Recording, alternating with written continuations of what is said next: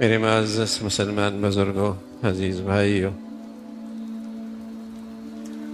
دین اسلام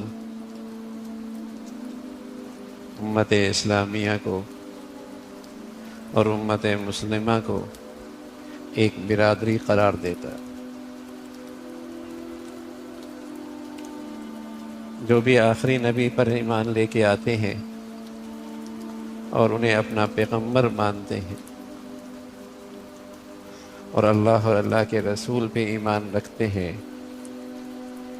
اسلام انہیں ایک برادری قرار دیتا ہے۔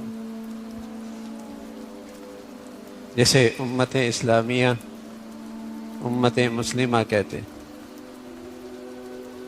اور قرآن مجید نے اس کا مختصر سا تذکرہ یوں کیا کہ رحماء بینہم، ایمان والے آپس میں ایک دوسرے پہ مہربان ہوتے ہیں۔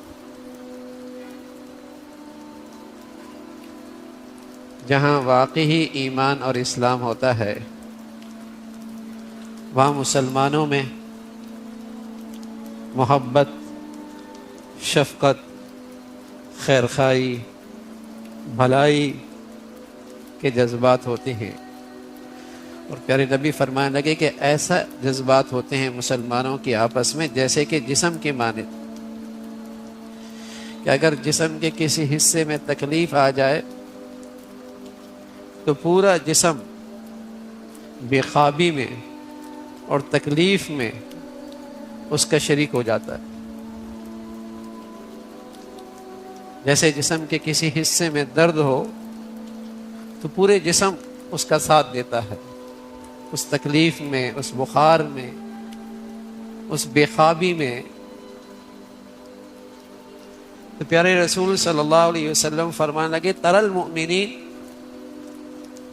فی تعاطفہم وتوادہم وتراحمہم، کہ تم مسلمانوں کو ایسا دیکھو کہ ہر دیکھنے والی آنکھ دیکھ لے کہ ہاں یہ مسلمان ہے اور ان میں ایسا محبت ہے، اور ان کا آپس میں ایسا تعلق ہے سچے مسلمانوں کا۔ اللہ نے اسی انداز میں تذکرہ فرمایا کہ رحماء بینہم، وہ آپس میں ایک دوسرے پہ مہربان۔ کہاں مسلمانوں کا یہ منظرنامہ اور کہاں آج مسلمانوں کی حالت، کتنا فاصلہ ہے۔ سچ یہ ہے کہ جہاں ایمان کی حقیقت ہوتی ہے اور اسلام اپنی روح کے ساتھ ہوتا ہے تو وہاں پھر وطنیت کے بت حائل نہیں ہوتے، لسانیت کے بت حائل نہیں ہوتے، عصبیت کی گندگی نہیں ہوتی، فرقہ واریت کی سیاہی نہیں ہوتی، پھر وہ ایمان کی حرارت اور اسلام کا رشتہ ہر چیز پہ بالاتر ہوتا ہے۔ لیکن جب وہ ایمان دلوں سے نکل جائے تو پھر وہاں وطنیت آتی ہے، قومیت آتی ہے، عصبیت آتی ہے اور فرقہ واریت آتی ہے، اور پھر یہ مسلمان بہم دست گریبان نظر آتا ہے، بلکہ ایک فیشن سا بن گیا ہے، ایک فیشن سا بن گیا ہے۔ بدقسمتی ہے کہ مسلمانوں کو برا کہو اور غیر مسلموں کے گن گاؤ۔ یاد رکھیے یہ اسلام ہی ہے جو اقلیتوں کو تحفظ دیتا ہے، ان کی جان، مال، عزت، آبرو کو تحفظ دیتا ہے۔ اقلیتوں کے مذہب میں یہ نہیں ہے کہ وہ مسلمانوں کو تحفظ دیں۔ دنیا میں واحد ریاست یہودیت میں اسرائیل ہے، اور آج دنیا اس کا ظلم دیکھ رہی ہے، اس کی درندگی دنیا دیکھ رہی ہے۔ یہ اسلام ہی ہے جو اقلیت کو تحفظ دیتا ہے، اس کی جان، مال، عزت، آبرو۔ لیکن بعض جاہل، ان پڑھ، احمق وہ تو یوں بھی کہہ دیتے ہیں کہ اسلام کو کسی مذہب پر کوئی فضیلت حاصل نہیں۔ آپ کے ملک میں ایسے لوگ بھی ہیں اور بڑے عہدوں پر ہیں، وہ اقلیتوں کی حمایت میں اتنے آگے نکل جاتے ہیں کہ اسلام کی تعلیمات کا انکار، کہ اسلام کو کسی مذہب پر کوئی فضیلت حاصل نہیں، سارے مذاہب ایک جیسے ہیں، سارے ادیان ایک جیسے ہیں، ایسے احمق لوگ بھی موجود ہیں۔ اور وہ علل اعلان کہتے ہیں، اللہ کا اعلان ہے ان الدین عند اللہ الاسلام، نجات اور فلاح کا راستہ، انسانیت کی نجات کا راستہ صرف دین اسلام ہے، قیامت تک کے لیے ہے۔ اور میں عرض کر رہا ہوں یہ دین اسلام ہی ہے جو ہر قسم کے اقلیتوں کے جان مال عزت آبرو کی حفاظت کی بات کرتا، لیکن ایک فیشن بن گیا کہ مسلمانوں کی برائیاں کرو عصبیت کی وجہ سے، زبان کی وجہ سے، وطنیت کی وجہ سے، علاقیت کی وجہ سے، اور غیر مسلموں کے گن گاؤ، ان کی تعریفیں کرو، یہ ایک فیشن سا ہے۔ اور اللہ رب العزت نے فرمایا یہ منافقین کی عادت ہے، یہ منافقین کی عادت ہے۔ ایمان کا خاصہ یہ ہے، ایمان کا خاصہ یہ ہے اذلۃ علی المؤمنین اعزۃ علی الکافرین، ایمان والوں کے لیے وہ نرم گوشہ رکھتے ہیں، اگر اختلاف ہو بھی جائے تو نوبت جھگڑے اور لڑائی تک نہیں جاتی، اگر اختلاف کی نوبت آ بھی جائے تو نوبت جھگڑے اور لڑائی تک نہیں جاتی۔ اعزۃ علی الکافرین، ہاں کافروں کے مقابلے میں بڑے مضبوط ہیں کہ کافر ان پہ قابو نہیں پا سکتے، لیکن مسلمانوں کے لیے تو ان کے اندر نرم گوشہ، اختلاف بھائیوں میں بھی ہوتا ہے، بہنوں میں بھی ہوتا ہے، باپ بیٹے میں بھی ہوتا ہے، ہو سکتا ہے، لیکن منوت نفرت تک نہیں جاتی، جھگڑے اور لڑائی تک نہیں جاتی کہ مسلمان کا قاتل بنے، مسلمان سے دشمنی کرے، مسلمان کی جان مال عزت آبرو پر حملہ آور ہو، اور فرمایا وَمَن يَقْتُلْ مُؤْمِنًا مُتَعَمِّدًا فَجَزَاؤُهُ جَهَنَّمْ، جس نے کسی مسلمان کا خون حلال سمجھا، جس نے کسی مسلمان کا خون حلال سمجھا، وہ غیر مسلم ہو گیا، ہمیشہ جہنم میں جائے گا۔ جس نے کسی مسلمان کا خون حلال سمجھا، فرمایا وہ ہمیشہ کا جہنمی ہے، اور ہمیشہ کا جہنمی کافر ہوتا ہے۔ بتائیے کتنا بڑا گناہ ہے، کتنا بڑا کفر ہے کہ مسلمان سے دشمنی کرنا اور اس کی جان لے لینا، اور مسلمان کا قاتل بن جائے۔ ہاں میرے عزیزو، جب مسلمان معاشرے اور سوسائٹی ایمان کی حقیقت سے خالی ہوگی تو پھر وہ مسلمانوں کی جان لے گا، عصبیت کی وجہ سے، فرقہ واریت کی وجہ سے، اغراض کی وجہ سے، مفادات کی وجہ سے، وطنیت کی وجہ سے، قومیت کی وجہ سے، پھر اس کے نظر میں ایمان، اسلام، اس کی کوئی قدر و قیمت نہیں رہے گی۔ یہ ایک عجیب دنیا میں ایک فیشن چل پڑا ہے کہ مسلمانوں کی برائیاں کرو اور مسلمانوں پہ طنز کرو اور مسلمانوں کے لیے دشمنیاں پیدا کرو۔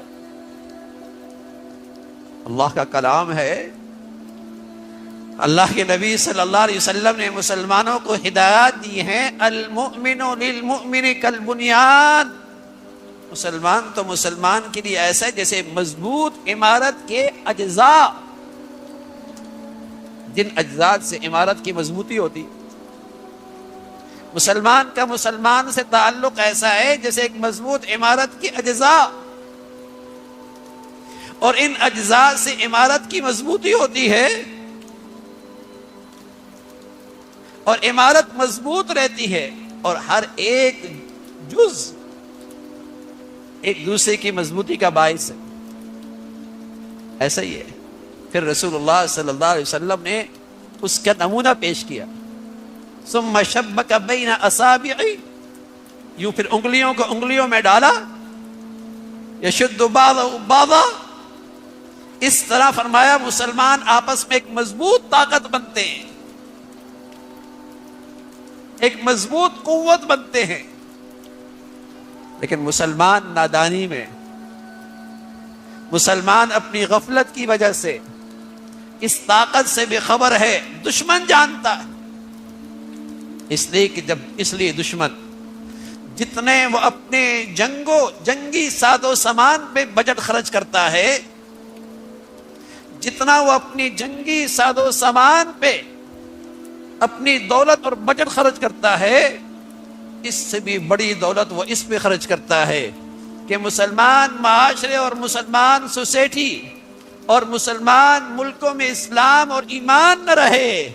جو مسلمان قوم کو ایک کر سکتا ہے، جو مسلمان ملت کو ایک کر سکتا ہے، جو ملت اسلامیہ کو ایک طاقت بنا سکتا ہے. میں عرض کر رہا ہوں جتنا بڑا بجٹ وہ اپنی عسکری آلات اور وسائل پہ خرچ کرتا ہے، اس سے بڑا بجٹ وہ مسلمانوں میں تفریق، مسلمانوں میں نفرت اور مسلمانوں میں بے دینی کو فروغ دینے کے لیے خرچ کرتا ہے. اسے پتا ہے مسلمانوں کی طاقت اور مسلمانوں کی قوت ان کی وحدت کے اندر موجود ہے، ان کی وحدت میں موجود ہے. وہ جانتا اچھے طریقے سے، اس نے ہمارا ماضی پڑھ رکھا ہے.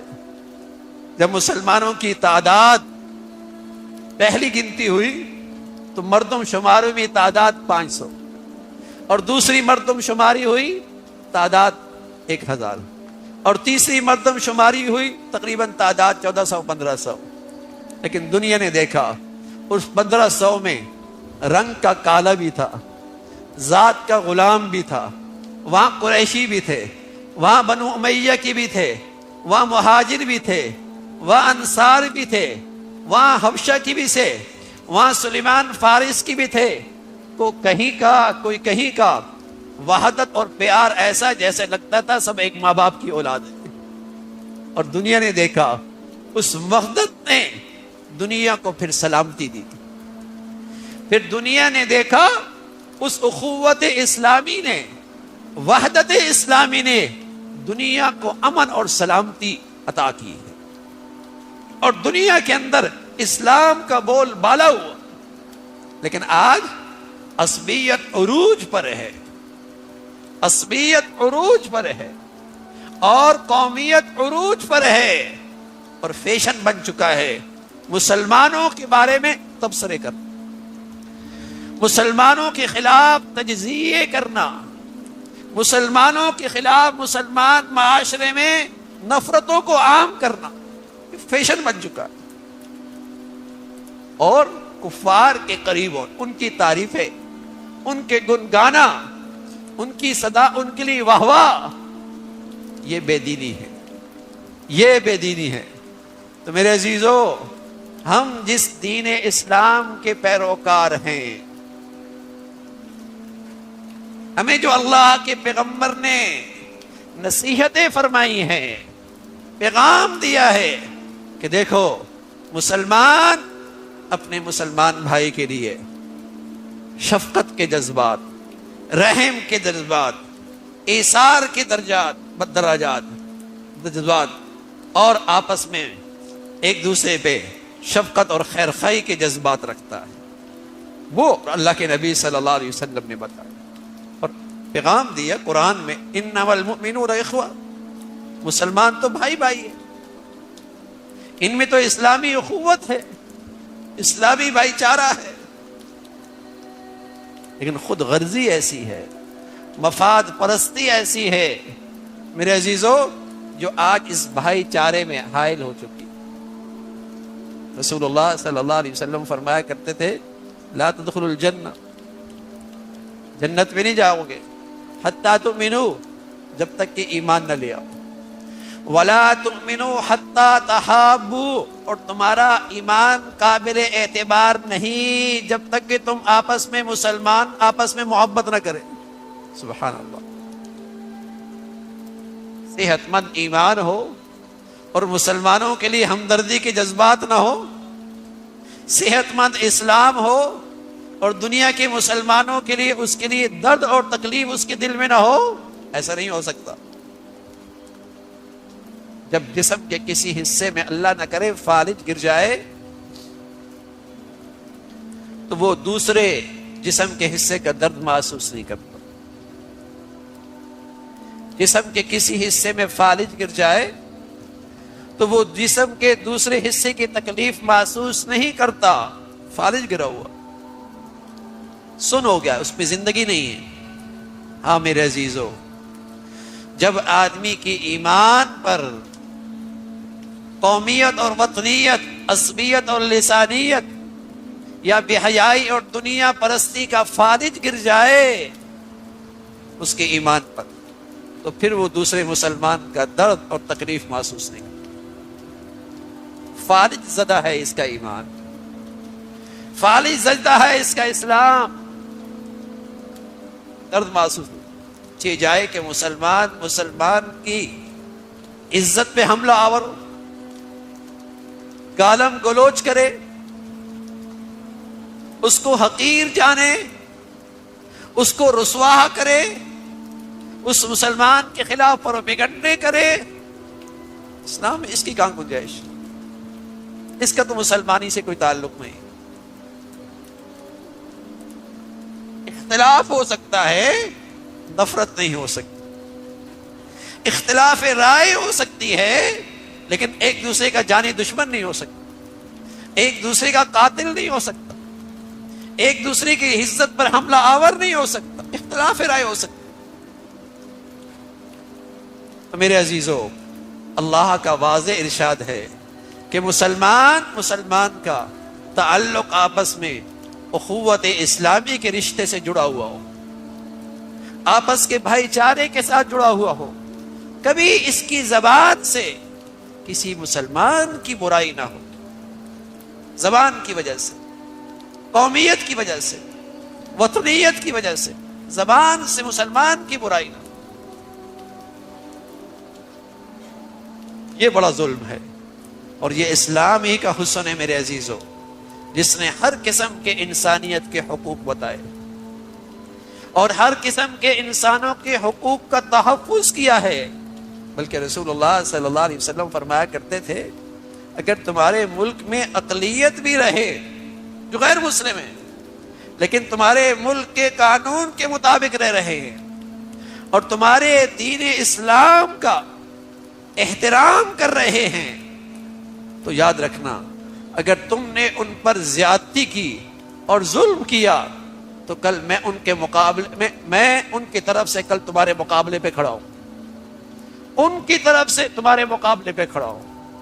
یہ اسلام ہے جو غیر مسلموں کو بھی تحفظ دیتا ہے، لیکن اس کا مطلب یہ نہیں کہ وہ غیر مسلموں کا مذہب اور غیر مسلموں کا نظریہ اور غیر مسلموں کا عقیدہ نجات اور فلاح کا راستہ ہے. یہ گمراہی ہے، یہ بے دینی ہے.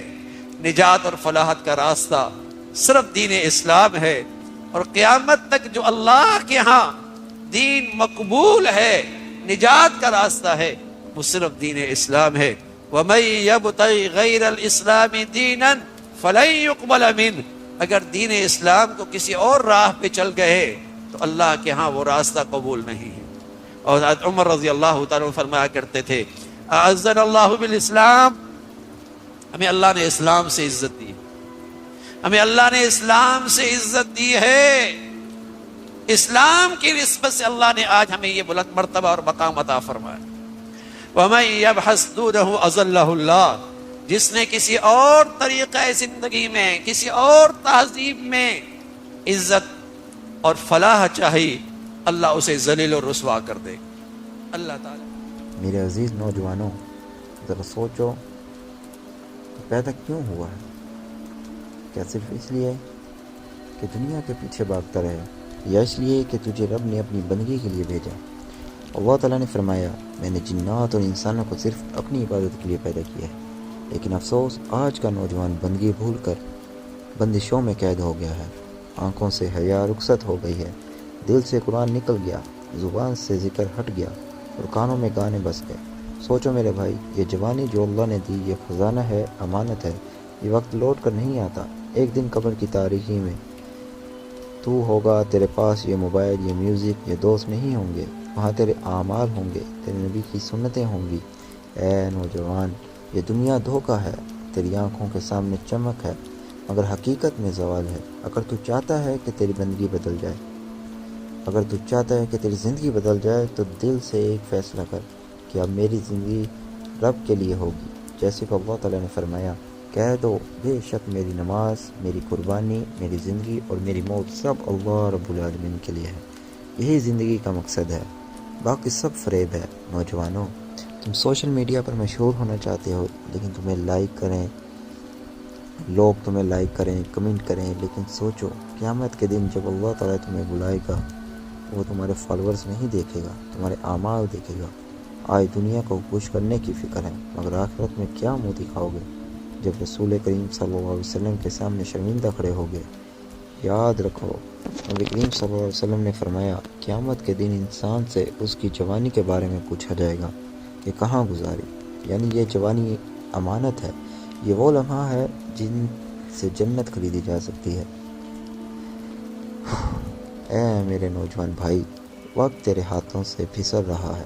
اللہ کی قسم، جوانی اگر اللہ کے راستے میں لگ جائے تو وہی زندگی کامیاب ہے، ورنہ آخرت میں ندامت کے سوا کچھ نہیں۔ کتنے لوگ قبر میں جا چکے، کتنے اپنی خواہشوں میں مر گئے۔ موت نہ عمر دیکھتی ہے نہ وقت۔ ذرا سوچ، اگر آئے تیرا نام پکارا گیا، فلاں بن فلاں، موت آ گئی ہے، تو تیرا کیا حال ہوگا؟ کیا تیرا موبائل تیرے ساتھ جائے گا؟ کیا وہ گانے تیرے کام آئیں گے؟ نہیں، صرف ایمان، نیک عمل اور توبہ تیرا سہارا ہوں گے۔ اے نوجوان، بدل جا، ابھی بھی وقت ہے۔ ایک بار سجدے میں گر کر کہہ دے، یا اللہ میں تھک گیا ہوں، اب تیری طرف لوٹنا چاہتا ہوں۔ اللہ کتنا مہربان ہے۔ قرآن میں فرمایا، اے میرے بندو، جنہوں نے اپنی جانوں پر ظلم کیا ہے، اللہ کی رحمت سے مایوس نہ ہو۔ یہ آیت تیرے لیے ہے میرے بھائی۔ تو چاہے کتنا ہی گناہ گار کیوں نہ ہو، رب کا در کبھی بند نہیں ہوتا۔ بس لوٹ آ، آج سے نیا آغاز کر۔ فجر سے اٹھ، وضو کر، قرآن کو چوم، اپنے رب سے بات کر، ماں باپ کی خدمت کر، نظر نیچی رکھ، زبان کو پاک کر، دل سے نفرت نکال، اپنے دوستوں کو دین کی طرف بلا، مسجد کو اپنا دوسرا گھر بنا، پھر دیکھ تیری روح میں سکون اترے گا۔ یہ زندگی عارضی ہے مگر آخرت ہمیشہ کی۔ نوجوانوں، سنا ہے تمہیں ہیرو پسند ہے، تو سنو، سب سے بڑا ہیرو وہ ہے جو گناہ کے وقت خود کو روک لے۔ نبی صلی اللہ علیہ وسلم نے فرمایا، اصل پہلوان وہ نہیں جو دوسرے کو پچاڑ دے، بلکہ وہ ہے جو غصے کے وقت اپنے آپ کو قابو میں رکھے۔ یہ ہے اصل طاقت جسم کی نہیں، کردار کی ہوتی ہے۔ جوانی اگر نفس کے پیچھے لگ گئی تو بربادی ہے، اور اگر اللہ کے حکم کے تابع ہو گئی تو کامیابی ہے۔ نوجوانوں، سچی بات یہ ہے کہ ہم نے اپنے رب کو بھلا دیا ہے۔ ہمیں پتہ ہی نہیں کہ خوشی کہاں ہے۔ ہم لائٹس میں خوشی ڈھونڈتے ہیں، حالانکہ سکون سجدے میں چھپا ہے۔ ہم محبت غلط جگہ تلاش کرتے ہیں، حالانکہ محبت تو نبی کریم صلی اللہ علیہ وسلم کے طریقے میں ہے۔ ہم عزت چاہتے ہیں، حالانکہ عزت اللہ کے فرمان میں۔ بس اب جاگ جاؤ، زندگی کے اس موڑ پر رک جاؤ۔ سوچو، تیری ماں تجھ سے کیا چاہتی ہے؟ وہ نہیں چاہتی کہ تو فیشن میں گم ہو، وہ چاہتی ہے کہ تو جنت میں اس کے ساتھ ہو۔ آؤ نوجوانوں، اللہ کی طرف دوڑو، دل صاف کرو، نیت بدل دو، زندگی میں ایک فیصلہ کر لو، اب میرا راستہ صرف دین کا راستہ ہے۔ دنیا کے یہ میلے، یہ چمک دمک سب ختم ہو جائے گی۔ جو باقی رہے گا وہ تیرا ایمان ہے، تیرا رب تیرے انتظام میں ہے۔ توبہ کر، نماز کو تھام، قرآن سے دوستی کر، علم دین حاصل کر، کیونکہ یہی وہ راستہ ہے جو اندھیروں میں روشنی بنے گا۔ اور یاد رکھو، جس نے اللہ کے لیے اپنی زندگی بدلی، اللہ اس کی تقدیر بدل دیتا ہے۔ دل بدلنے والا، زندگی بدلنے والا رب وہی ہے جو کن کہہ کر سب کچھ بدل دیتا ہے۔ آج سے اپنی زندگی کو اللہ کے نام پر بدل دو۔ اگر تم نے آج فیصلہ کر لیا کہ اب میں نماز نہیں چھوڑوں گا، قرآن سے رشتہ جوڑوں گا، ماں باپ کی خدمت کروں گا، نفس اور شیطان سے لڑوں گا، تو تمہاری زندگی کی حقیقت بدل جائے گی۔ اے نوجوان، تیری جوانی تو اس سے سوال کرے گی، تو جواب تیار کر لے، ورنہ قبر میں وقت نہیں ملے گا کہ توبہ کر سکے۔ آؤ ابھی سے اللہ سے وعدہ کرو کہ آج کے بعد میرا دل صرف اللہ کے لیے دھڑکے گا، میری زبان صرف ذکر کرے گی، میری آنکھیں حیا میں جھکیں گی، میری چال سنت میں ڈھل جائے گی۔ یاد رکھو، کامیاب وہی ہے جو اپنی زندگی رب کے لیے بدلے۔